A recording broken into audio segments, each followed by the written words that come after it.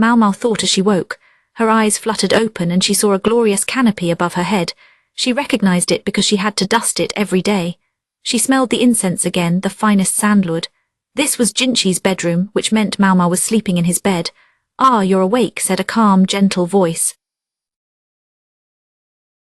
It came from an attendant who was in the first flush of old age. She was reclining on a couch nearby.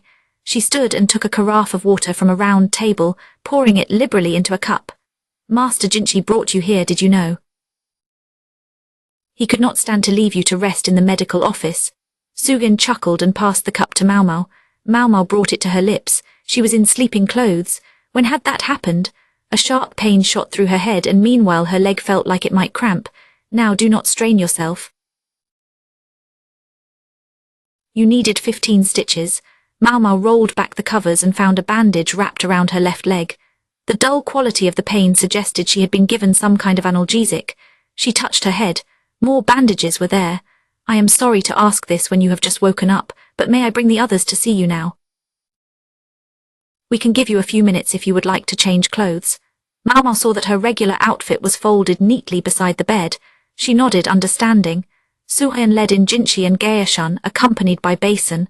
Maomao had successfully changed into her day clothes. She welcomed them but remained seated. She knew it was a breach of etiquette, but Suhayan had given her approval. Maomao decided in this case to take it. Basin was the first to open his mouth. "What in the world is going on here?" He was staring straight at Maomao, looking unusually angry. "Basin," Gaeshan said sternly. The soldier clucked his tongue and took a seat. Jinchi positioned himself on the couch, his expression carefully neutral. His master was in considerable danger, Maomao thought, but she had done nothing to warrant being yelled at, so she simply sipped her tepid water, her expression as cool as her drink. Jinchi looked at Maomao, his hands stashed in his sleeves. "I would like you to explain a few things to me. What brought you to that place at that time? How did you know that beam was going to fall? Tell me." "Very well, sir." Maomao set down the water and took a breath. First of all, these events happened because of a series of coincidences. When enough coincidences occur at once, one might suspect they are not simply happenstance. Perhaps this was not an accident but an incident. Maomao already knew of a number of related cases. Kunan died the year before. Then a fire broke out in the storehouse. At the same time, ritual implements were stolen. Finally, the official who oversaw those implements quickly came down with food poisoning. "Do you believe somebody caused all of these things deliberately?" "Yes, sir, I do. And I believe there is one further connection, which I had previously overlooked. Maomao did not know exactly what had been stolen, but it would have been something appropriate for the celebration of an important ritual. It was no doubt produced by a master craftsman. And she had recently heard of one of those cases. Jinchi said, startled, "You are not saying the metalworker's family?" Maomao knew he was quick to understand. "That is right," she said. She had a fairly good idea of what had killed the old craftsman. She suspected it was lead poisoning. It would be easy to dismiss this as an occupational hazard. However, there was always the possibility it was something more. It was conceivable that this, too, was deliberate. Give him some wine and a lead drinking cup as a gift, then wait for him to waste away.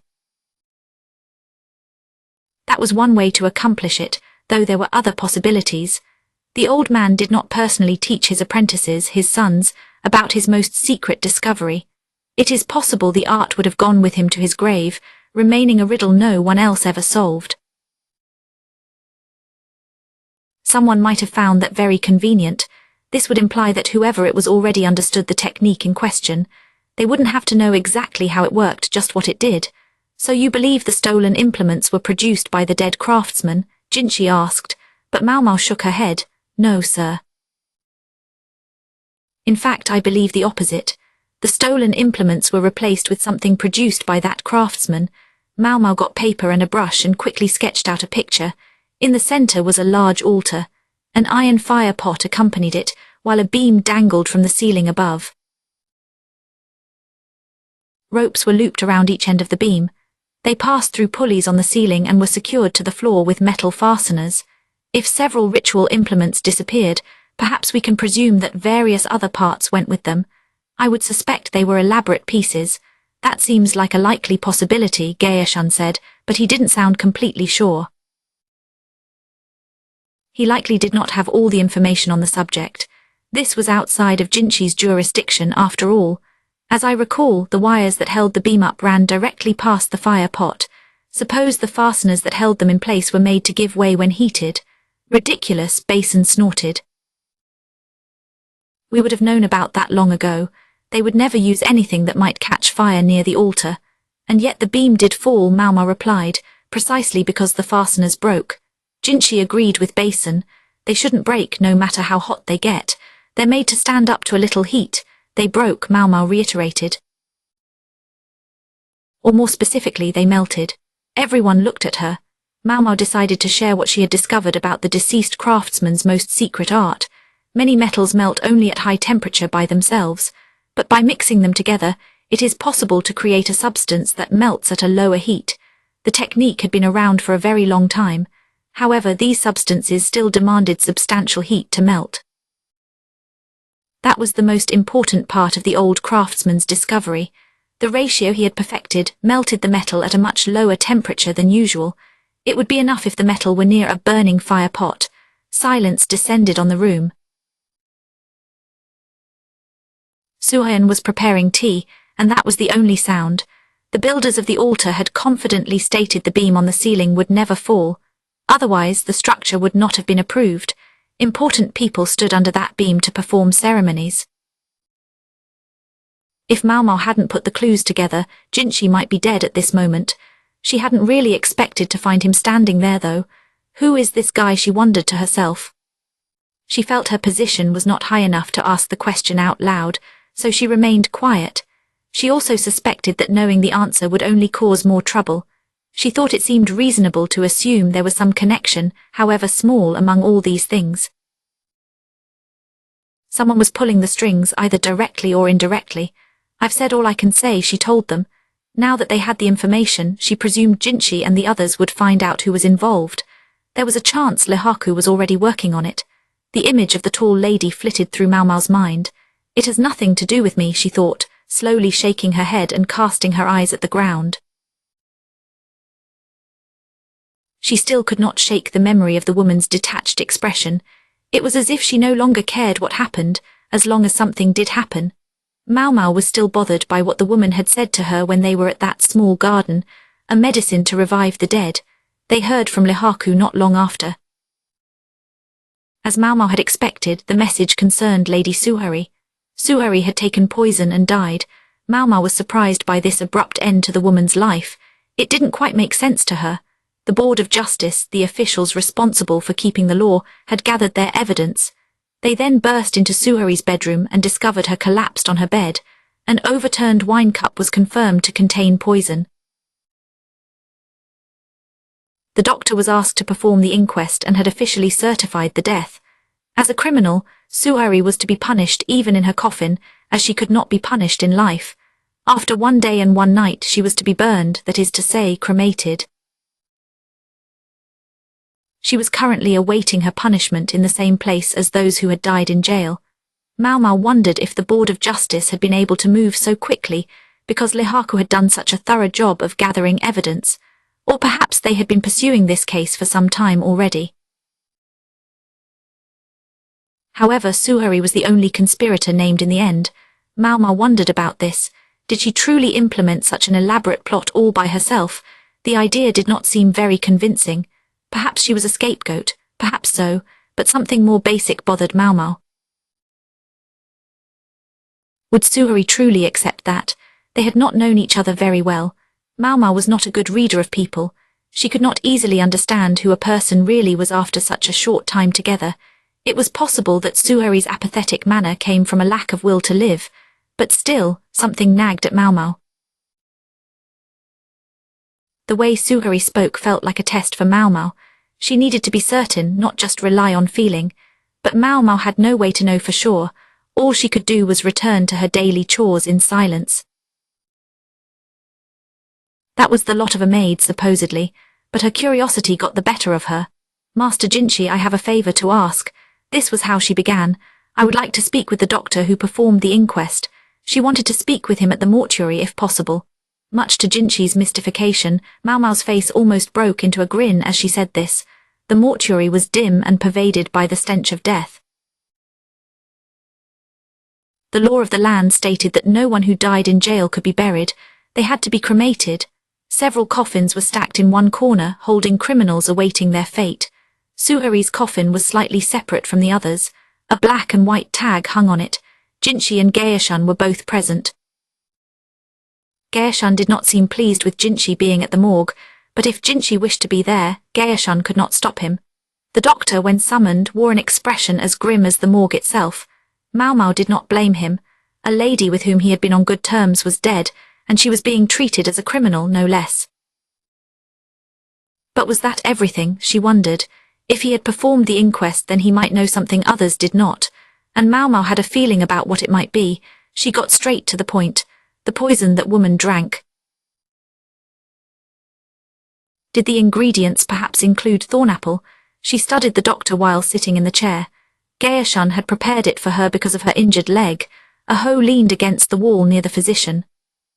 Gaeshun had also prepared this at Maomao's request. Jinchi kept looking at it, wondering what it was for. It would have taken a long time to explain, so she ignored him. The doctor went pale almost before he could say anything. He still refused to be explicit, shaking his head instead. The poison contained a number of ingredients, and it is hard to determine what any given one was. From the condition of the body, I would say the possibility is distinct, but I cannot be certain. The answer was surprisingly confident and collected, considering how pale he had become at the suggestion. He was telling the truth as far as it went, Maomao thought. She hadn't known what ingredients had been involved in the concoction when she had evaluated it. There is a field on a small hill behind the stables, as you may know. Isn't thornapple planted there? It might not be in season now, but I can't imagine your pharmacy doesn't stock some. Thornapple was highly poisonous. However, in a measured dose it could act as an anesthetic. Perhaps Suhari had taken some from the doctor's office. The medical officer himself remained silent. Maomao had concluded this man was an excellent physician, but not a gifted liar. Thornapple had another name, the uncanny morning glory. Maomao thought of Suhari's flat affect as she told her she planted morning glories in that field. Let us find out for certain whether that particular toxin was involved, Maomao said. Then she picked up the hoe and advanced on the coffin with the black and white tag. What do you think you're doing? This. She shoved the hoe under the coffin lid and pushed down on the shaft. One of the nails securing the lid popped up. The others watched in astonishment as Maomao worked. When all of the nails had been freed, they lifted the lid to discover a woman's corpse. It appeared to be some unfortunate night walker who had died under a bridge. It's not Suhari, the doctor said, peering into the coffin.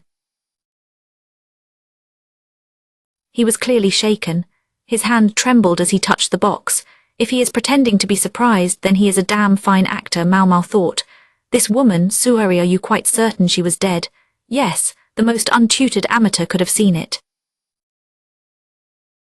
She was still as lovely as she had been when she was alive, but the heart behind that beauty was no longer beating. The doctor's face was still white. Maomao suspected he had treated Suhari's corpse with care. She also suspected Suhari had counted on it.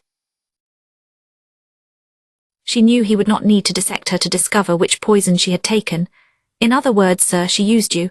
The medical officer went from pale to visibly seething. Just as he seemed about to lose control and lunge at Maomao, Gaeshun grabbed him from behind. Suhari had used thornapple in her poison. She had access to many other medicines if she wanted them. If they checked the medical office's stores, they would probably find differences with the listed inventory. Maomao supposed the worst thing the doctor could be accused of was not keeping close track of his supplies.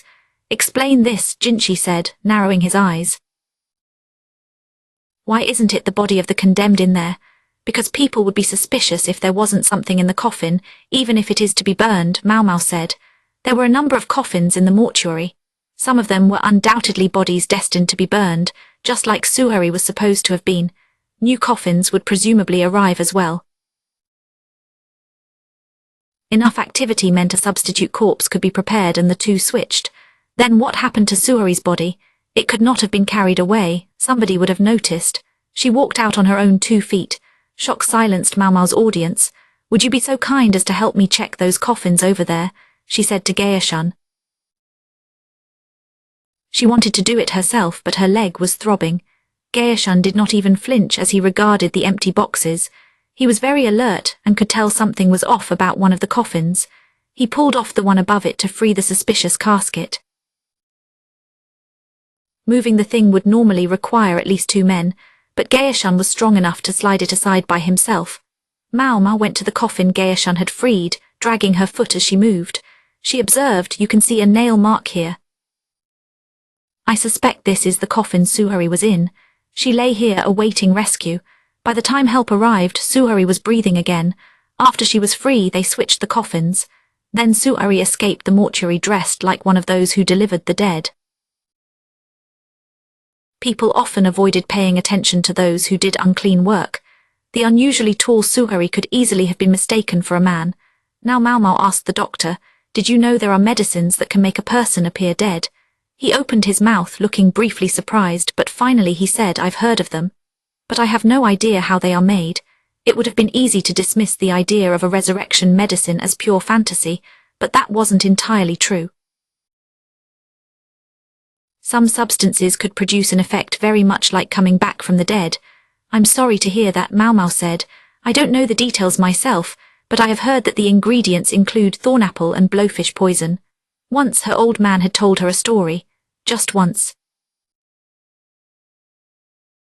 In a far country, he said, there was a medicine that could kill a person and then bring them back to life. It required several other toxins in addition to the thornapple and blowfish poison. These substances, each normally immensely poisonous, somehow neutralized each other. After a brief period, the subject began to breathe again. Naturally, Maomao's father had never made this drug. He wasn't about to tell Maomao how to do it. She knew about the thornapple and the blowfish because she had secretly read her father's book. He had not thought she could read the writing from that distant, strange country. It was his own fault for underestimating her, or at least her obsession with poisons. She had persuaded a few customers from those lands to teach her, and she gradually assembled a working knowledge of the language. Unfortunately, her father discovered her secret before she had read the entire book, and he simply burned it. The doctor asked, "Do you really think Suhari would have used such an uncertain method?" He continued, "What did she have to lose?" She was facing the death penalty. "If I were in her position, I would gladly accept it. I do not think impending doom is needed to make you do it." Why did Jinchi seem so eager to join in? Maomao ignored him, fearing he would derail the conversation.